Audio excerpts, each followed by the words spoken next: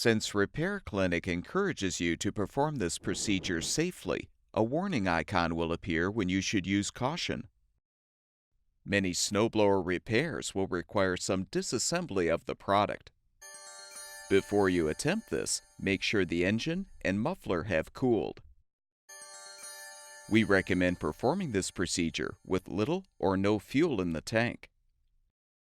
To access the auger drive components, use a 3/8" socket or nut driver to unthread the 3 mounting screws to release the belt cover.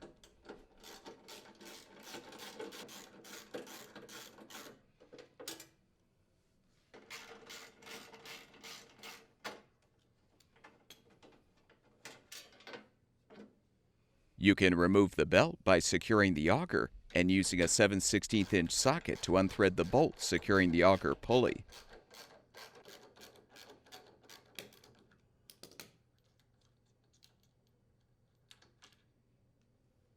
Release the brake and you can remove the pulley and belt. To uninstall the auger assembly, unthread the screws in the auger drive housing.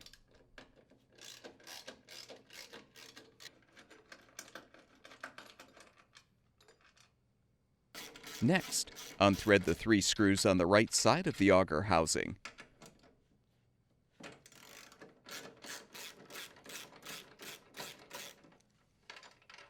You can now fully remove the auger assembly. If you're replacing the left side auger bearing, you can now slide the old bearing off of the shaft. If you're replacing the right side bearing, use a 9/16" socket to unthread the bolt to release the bearing assembly. Pull back the spacer tabs to release the flange, and you can remove the old bearing. Before you install the new right side auger bearing, make sure the washer is in place in the spacer.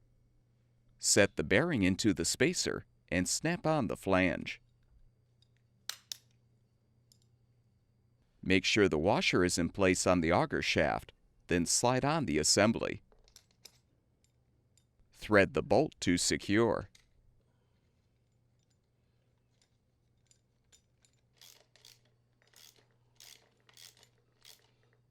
When installing a left side bearing, make sure the washer is on the shaft, then slide on the bearing.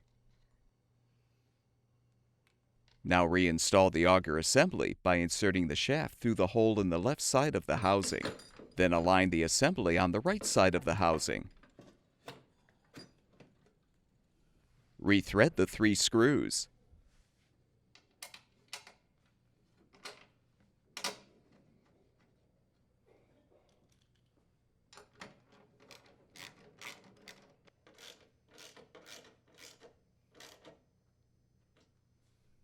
Align the flange on the left side, then thread the screws.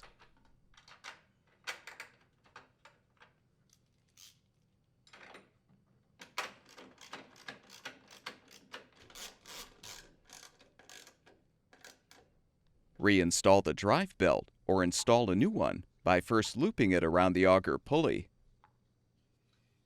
Align the belt on the drive pulley and under the brake as you position the auger pulley on the shaft.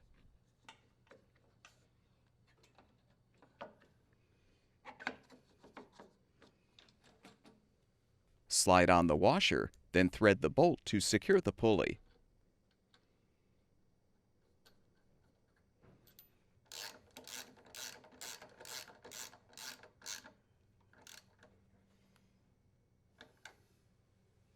Replace the belt cover and secure it with the screws.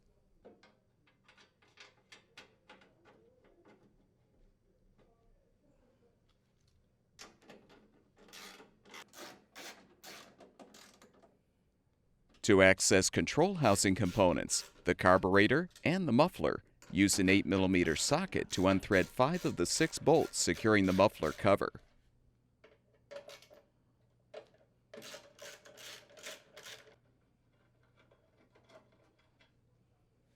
You will need to use an 8mm wrench to unthread the 6th bolt.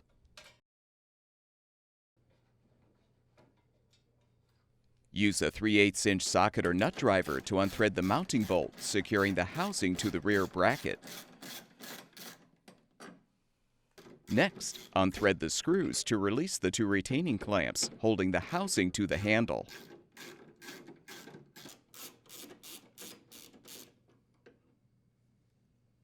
Use a 1/2-inch socket to fully unthread the upper bolts securing the handle assembly.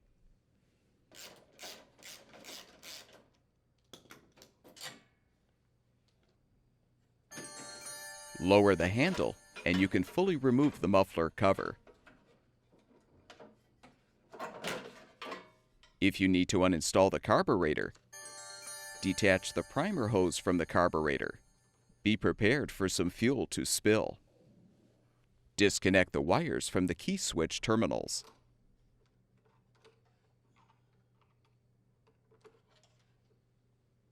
Use a 10mm socket to unthread the nuts securing the control housing.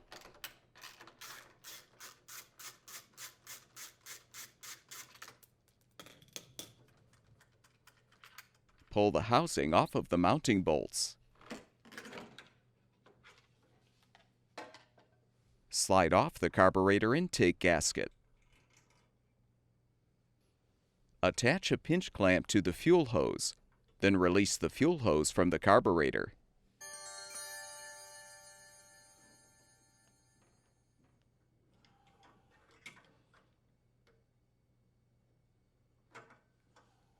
Pull the carburetor forward enough to detach the throttle rod. Detach the throttle return spring, and you can fully remove the carburetor.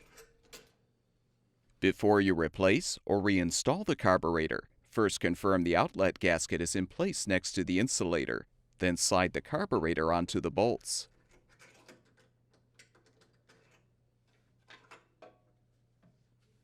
Attach the throttle spring and rod to the carburetor.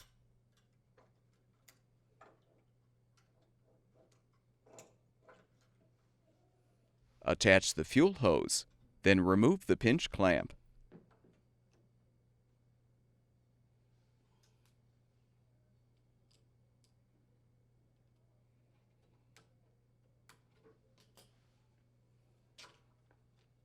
Slide the intake gasket onto the mounting bolts. Reposition the control housing. Thread and tighten the mounting nuts.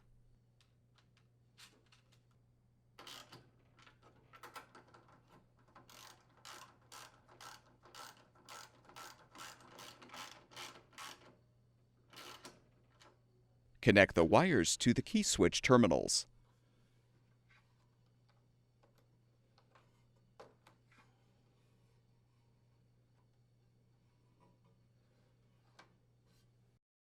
Attach the primer hose to the carburetor.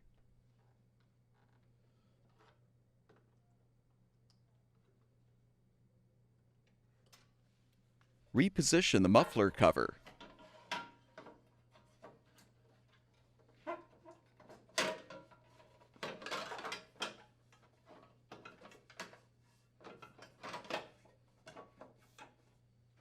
Thread the 6 bolts to secure.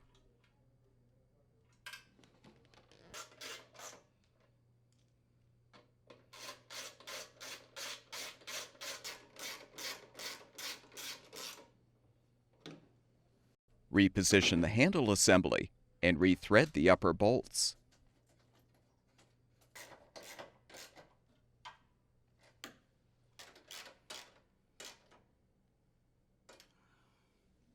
Align the 2 retaining clamps and thread the screws to secure the housing to the handle.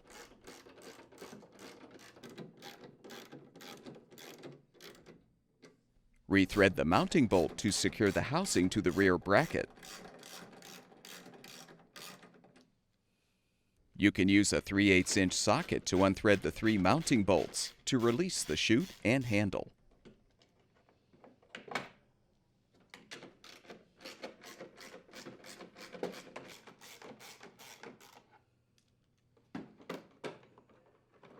To access components under the main housing, use a Phillips head screwdriver to unthread the screw to release the chute ring seal. Unthread the 2 front housing mounting screws.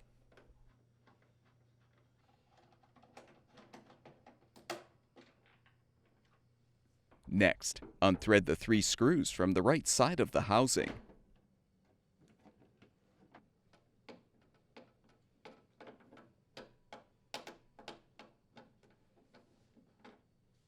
Unthread the mounting bolts securing the housing to the rear bracket, and unthread the screws to release the 2 handle retaining clamps.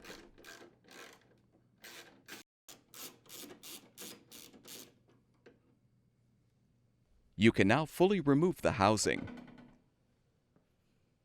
To access the fuel tank, governor assembly, or cooling fan, the muffler cover will need to be removed.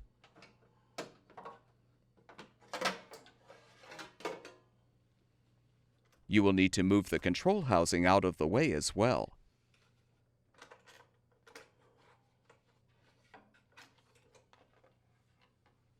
Now use a 10mm socket to unthread the 2 nuts and an 8mm socket to unthread the screw securing the side access cover.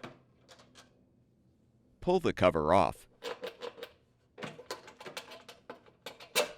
To remove the fan cover, first detach the starter rope and handle from the retainer. Use the 8mm socket to unthread the lower bolts securing the fan cover.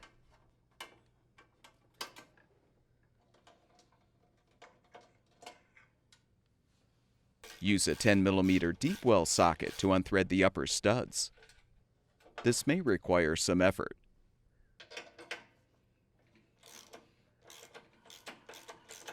With the studs unthreaded, you can detach the fan cover.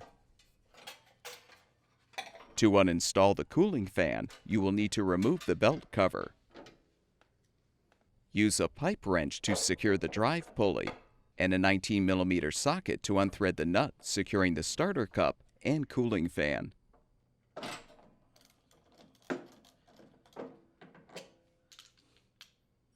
You can now remove the cup and fan. Replace or reinstall the cooling fan by aligning it on the flywheel. Reposition the starter cup, then thread the mounting nut.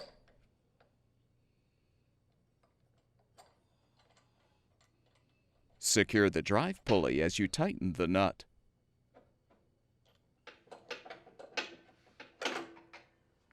Reinstall the belt cover.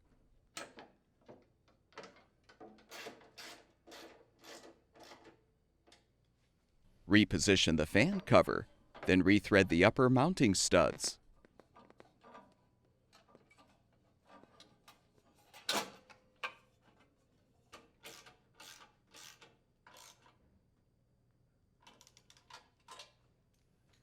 Rethread the lower bolts as well.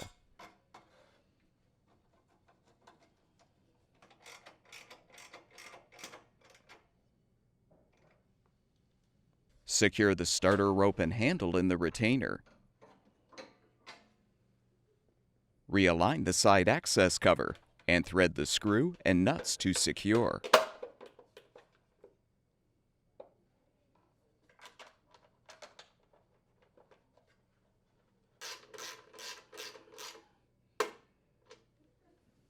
Reposition the control housing, then thread and tighten the mounting nuts.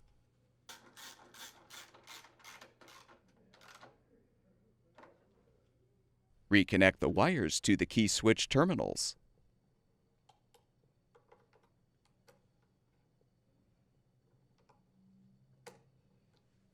Continue the reassembly by reinstalling the muffler cover.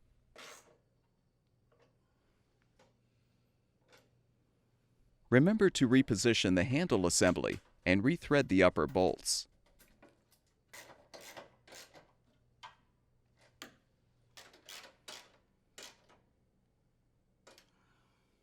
Reposition the housing. Reinstall the 2 handle retaining clamps and rethread the mounting bolt to secure the housing to the rear bracket. Replace the 3 right side screws.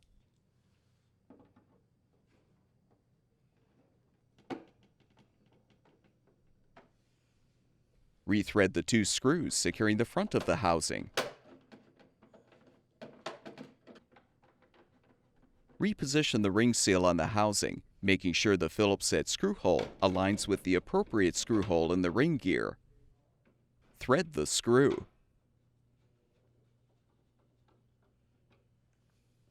Confirm the handle is aligned on the chute. Then reposition the assembly on the ring seal and thread the 3 mounting bolts to secure.